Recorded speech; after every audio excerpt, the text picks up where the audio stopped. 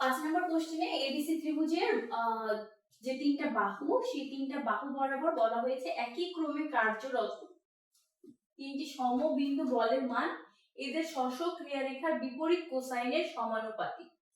বিপরীত কোসাইন মানে এসি বরাবর যদি কাজ করে তাহলে এর বিপরীত কোসাইন কি হবে? বি cos বি এর সমানুপাতিক। আমরা চিত্রগুলো যদি আঁকি,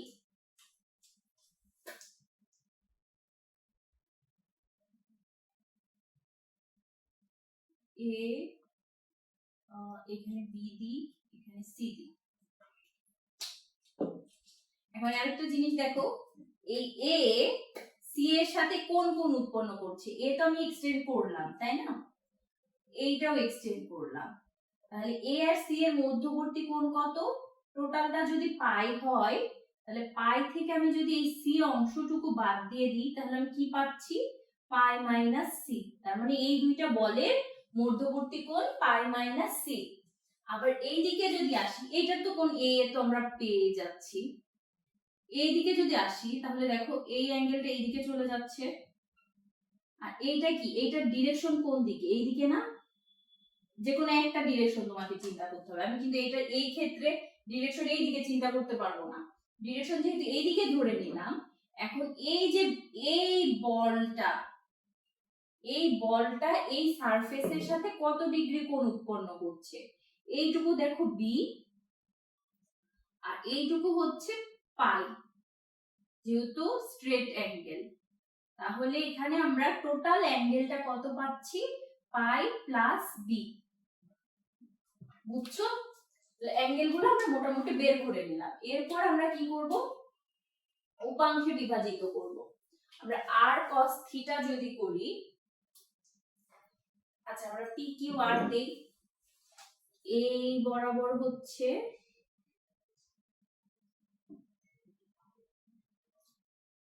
আমরা p বল দিলাম, এই বরাবর আমরা q বল দিলাম, আর হচ্ছে এই বরাবর হচ্ছে আমরা r বল দিলাম। একই ক্রমে কিন্তু, তাহলে p q r। এখন তাহলে দেখো p বল, এখন যদি আমরা লব্ধি r ধরে নেই এবং সেটা ধরে নেই p এর সাথে থিটা কোণ উৎপন্ন করে, তাহলে এই ক্ষেত্রে আমরা উপাংশে যখন বিভাজিত করব p কি cos 0, তাহলে p cos 0 plus q cos কত হবে? পাই মাইনাস সি, p এর সাথে পাই মাইনাস সি কোণে আছে। আবার হচ্ছে r cos কত হবে? দেখো এই r বলটা p এর সাথে কত ডিগ্রি কোণে? পাই প্লাস বি কোণে আসছে।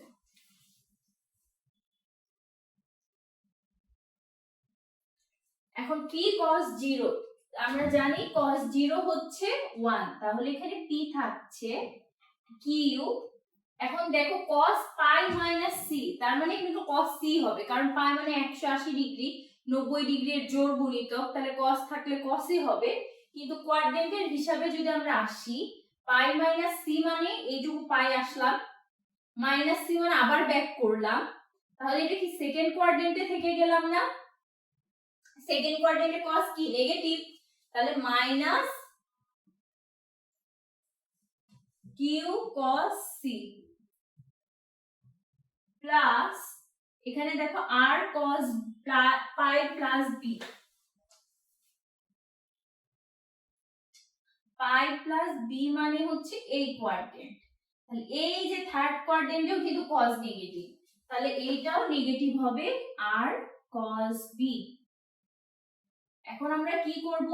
একটা জিনিস বলা হয়েছিল যে স্পর্শক ক্রিয়ারেখার বিপরীত কোসাইনের সমানুপাতিক, তাহলে p সমানুপাতিক কি হবে? এখানে দেখো a নাই, তাহলে p সমান আমরা লিখতে পারবো, এখানে লিখি p একবারে সমানুপাতিক, যেহেতু একটা ধ্রুব নিয়ে আসে আমি লিখলাম k cos a। q এ দেখো b নাই, তাহলে k cos b। আর এ দেখো c নাই, a আর b বরাবর কাজ করছে আর, তাহলে k cos c। এখন এখানে তাহলে যদি মানগুলো বসাই, p কি হচ্ছে? k cos a minus q এর ক্ষেত্রে কত? k cos b cos c আর আর এর ক্ষেত্রে দেখো, আর এর ক্ষেত্রে k cos c থাকছে, তাহলে k cos b cos c। এখন k cos a রেখে দিলাম, minus 2 cos b cos c।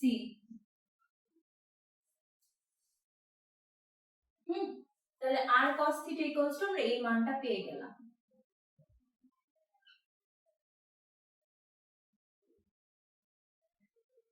এখন হচ্ছে k cos a থেকে গেল, এখন 2 cos b cos c, এটার ক্ষেত্রে সূত্র কি ছিল? আচ্ছা সরি, এখানে কে বাদ গেছে, কে থাকবে, সূত্র ছিল cos b plus c plus cos b minus c। তাহলে এখন k cos a থাকলো, k এই cos b plus c equals to আমরা আবার কি লিখতে পারি, এটা আমরা আলাদা করে করি। cos b plus c, এখন cos b plus c equals to আমরা লিখতে পারি না a plus b plus c equals to কত, পাই, বা ত্রিভুজের তিন কোণের সমষ্টি 180 ডিগ্রি, এটা আমরা জানি। তাহলে এখানে cos পাই মাইনাস a লিখতে পারি, পাই থেকে যদি আমি a বাদ দিয়ে দিই তাহলে b plus c পাবো। তাহলে এইখানে পাই মাইনাস a যখন করব, পাই মাইনাস a, তাহলে এটা কোন কোয়াড্রেন্টে? সেকেন্ড কোয়াড্রেন্টে। তাহলে এখানে কি হচ্ছে, মাইনাস cos a হচ্ছে না? তাহলে এইখানে আমি k এই অংশটুকু ইকুয়ালস টু কি পাচ্ছি, মাইনাস cos a।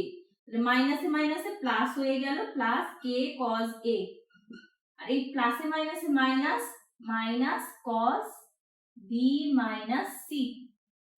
তাহলে এখানে দেখো 2k cos a minus cos b minus c, R cos θ পেয়ে গেলাম। এরপর আমরা কি নির্ণয় করব? এর আগের ম্যাথগুলোতে আমি কিছুটা তোমাদের মানে বেসিক যে নিয়মটা সেটা শিখিয়েছিলাম, যে আমরা যদি লব্ধির মান এবং দিক নির্ণয় করতে হয়, আমরা এইভাবে যদি উপাংশে বিভাজিত করি তাহলে সবসময় কিন্তু আর cos θ পাই এবং আর sin θ পাই। তাহলে আর cos θ আমরা বের করে নিয়েছি। সিমিলার প্রসেসে যে আর cos θ এর যে মানগুলো ছিল সেই মানগুলোই আমি আর sin θ দিয়ে লিখব।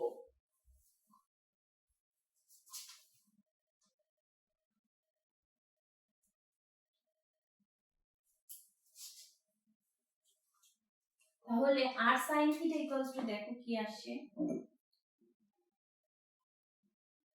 p sin 0। তোমাদের আর তখন ফিগার দেখারও দরকার নাই, এখানে cos যে জায়গায় লিখছো cos এর জায়গায় শুধু sin লিখবা।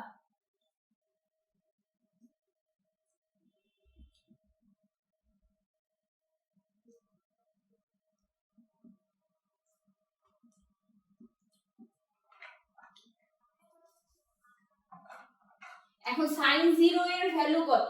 cos 0 এর ভ্যালু 1 ছিল, sin 0 এর ভ্যালু 0। আর q sin pi minus c, pi minus c মানে pi minus c, এটা হচ্ছে sin এর কোয়াড্রেন্ট, তাহলে হচ্ছে পজিটিভ, তাহলে q sin c। আর হচ্ছে q sin pi plus b, pi plus b যখন করব তখন সেটা কি থার্ড কোয়াড্রেন্টে চলে আসে, থার্ড কোয়াড্রেন্টে সাইন নেগেটিভ, দ্যাট মিন্স এখানে হচ্ছে মাইনাস r sin b আসবে। এখন যদি মান বসাই, q ইকুয়ালস টু কত ছিল, সরি এটা আমি মুছে দিয়েছি, p ইকুয়ালস টু ছিল k cos a, q equals to ছিল k cos b, আর r ইকুয়ালস টু ছিল k cos c। ঠিক আছে, এখন হচ্ছে q ইকুয়ালস টু তাহলে কি হবে, k cos b sin c minus r equals two হচ্ছে k cos c sin b।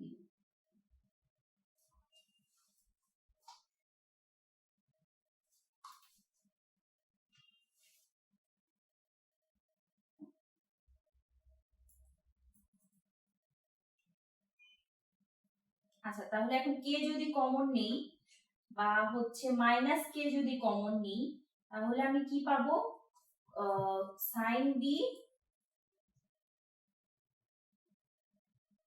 cos c cos b sorry sin হ্যাঁ cos b sin c। তাহলে এটা কি হচ্ছে sin a cos b minus cos a sin b অর্থাৎ sin a minus b। তাহলে এখানে আসতেছে minus k sin b minus c।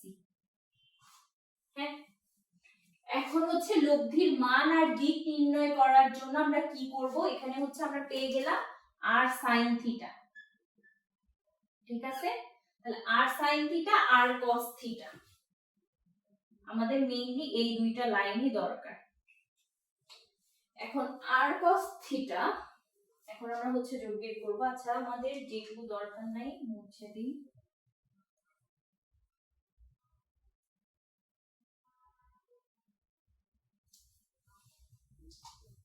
এখন হচ্ছে এই অংশটুকুকে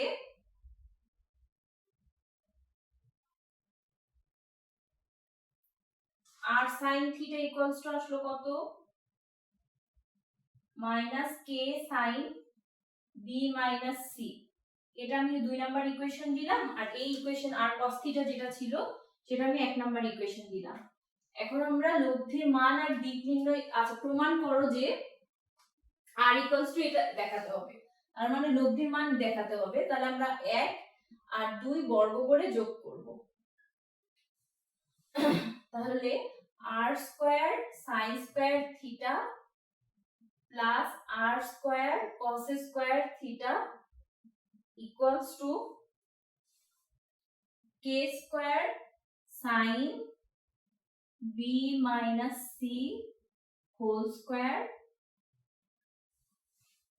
এখন এইটা যদি বর্গ করি 4k square cos square a minus cos b minus c whole square.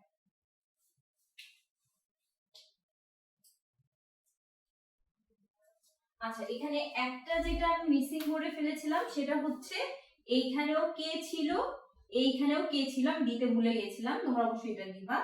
এবং বর্গ করার সময় একটা জিনিস আমি ভুল করেছি, সেটা তোমরা বুঝতে পেরেছো কিনা। এখানে দেখো এই r sin স্কয়ার থিটা তো আমি বর্গ করে ফেললাম, তাই না? তাহলে k square sin square b minus c হয়ে গেল। এটা আমরা এইভাবে হোল স্কয়ারও দিতে পারি, অথবা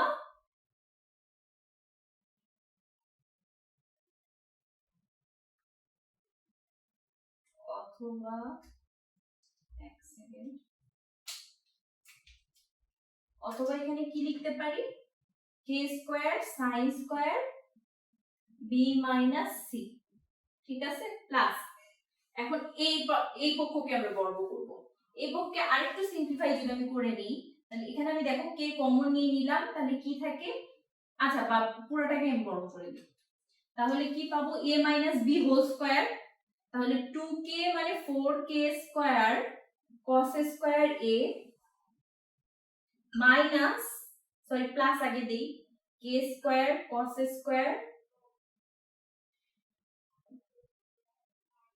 b minus c প্লাস 2, এটা যদি গুণ করা হয় তাহলে কি হবে 2ab 2k square cos a cos b minus c।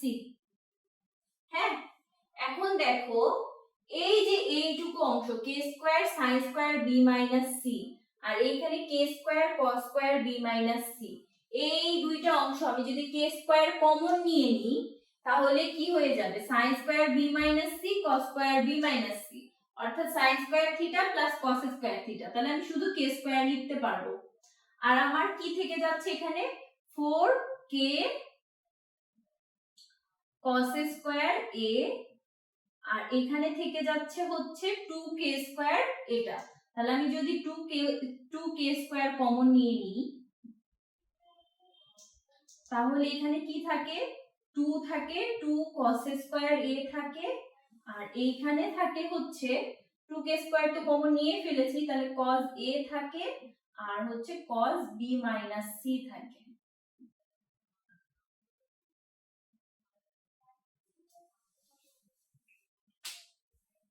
এখন আমরা নিচের এই অংশগুলো মুছে দিই, যেহেতু এগুলো এখন আমাদের আর দরকার নেই। এখন দেখো কি করব, আবার যদি আমি k স্কয়ার কমন নিয়ে নিই তাহলে এখানে কি থাকে 1 থাকে, এখানে প্লাস 2 থাকে, এখানে দেখো cos a ও কি কমন যায় না, cos a ও কিন্তু কমন যায়, তাহলে cos a যদি কমন নিয়ে নাও তাহলে এখানে থাকবে cos a আর এখানে থাকছে cos b minus c।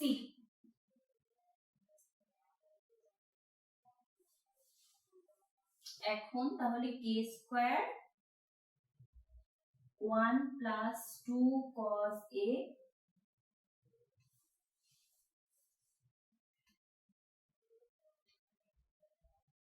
Sorry এখানে হচ্ছে 2k স্কয়ার ছিল আর এখানে হচ্ছে 2 ইনটু এত ছিল, তাহলে আমাদের টোটাল কত 2 cos 2k স্কয়ার আমরা এখান থেকে কমন নিয়ে নিলাম,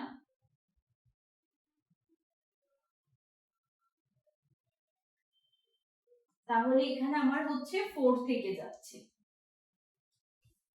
এখানে হচ্ছে 2 ইনটু ফর্মুলা অনুযায়ী কি ছিল a minus b whole square, a square minus 2ab plus b square বা a square plus 2ab plus b square, তো এইখানে হচ্ছে মাইনাস 4 আসার কথা ছিল, আমি যেখানে 2 দিয়েছিলাম, তাহলে এখানে হচ্ছে তোমার ই হবে মাইনাস 4k স্কয়ার হবে, এখানেও হচ্ছে মাইনাস 4 হবে, cos a থাকলো 1 মাইনাস 4 cos a। এখন cos a এই cos a কে আমরা কিভাবে ভাঙাতে পারি দেখো, a plus b plus c equals to pi, তাই না, তাহলে a equals to কি লিখতে পারি pi minus a plus b, তাহলে আমার কি আছে ওখানে cos a equals to cos pi minus a plus b। এখন pi minus a plus b, pi এর জন্য cosই থেকে যাবে, কিন্তু এইটা হচ্ছে সেকেন্ড কোয়াড্রেন্টে হচ্ছে cos নেগেটিভ, তাহলে cos a plus b sorry minus cos a plus b, তাহলে এখানে আমরা লিখব cos b minus c আগে লিখি, আচ্ছা সরি আমরা বের করছি a, তাহলে এখানে হচ্ছে b থাকবে, এখানে c থাকবে, এখানে b c, এখানেও b এখানেও c, তাহলে এখানে minus cos b minus c minus cos b plus c, এই তো। এখন হচ্ছে এইটার ফর্মুলা অনুযায়ী k স্কয়ার তো থেকে গেল 1 minus 4 cos a আর ফর্মুলা অনুযায়ী এইটা আসবে 2 cos b cos c। এখন হচ্ছে তাহলে আমরা কি পাচ্ছি r স্কয়ার ইকুয়ালস টু, এখানে কিন্তু এই যে দেখো r স্কয়ার ইকুয়ালস কমন যদি নেই তাহলে এখানে কি থাকে sin স্কয়ার থিটা থাকে প্লাস cos স্কয়ার থিটা থাকে, এখন এই দুটোর মান কত 1 না, তাহলে r square equals to k square 1 minus 8 cos a cos b cos c, এটা পেয়ে গেলাম। এখন হচ্ছে r এর মান আমাদেরকে বের করতে হবে, এখানে কোশ্চেনে একটু মিসিং ছিল যে r এর মান দেখাতে হতো এত এর সমানুপাতিক, কোশ্চেনটা এরকম ছিল, সমানুপাতিক থাকা মানে কি যে এই যে অংশটা আমরা বের করব সেটার সাথে একটা ধ্রুব সংখ্যা গুণ থাকবে, তাহলে r ইকুয়ালস টু আমরা যদি বর্গমূল করে দেই তাহলে এখানে কি পাবো k আর পুরাটার উপরে root 1 minus 8 cos a cos b cos c, তাহলে আমরা বলতে পারবো যে আমাদের যে লব্ধির মানটা, সেই লব্ধির মানটা এত এর সমানুপাতিক। আর যদি বা এরকম ভাবে আমরা লিখতে পারি, আর ধ্রুব এইটুকু অংশ হচ্ছে কি ধ্রুবক, আর সমানুপাতিক 1 minus cos a cos b cos c। তাহলে তোমরা এটাও লিখতে পারো, অথবা যদি সমানুপাতিক প্রমাণ করতে বলে তখন এই k এর মান উঠিয়ে দিয়ে এখানে সমানুপাতিক চিহ্ন দিয়ে তোমরা বলবা যে লব্ধির এত এর সমানুপাতিক।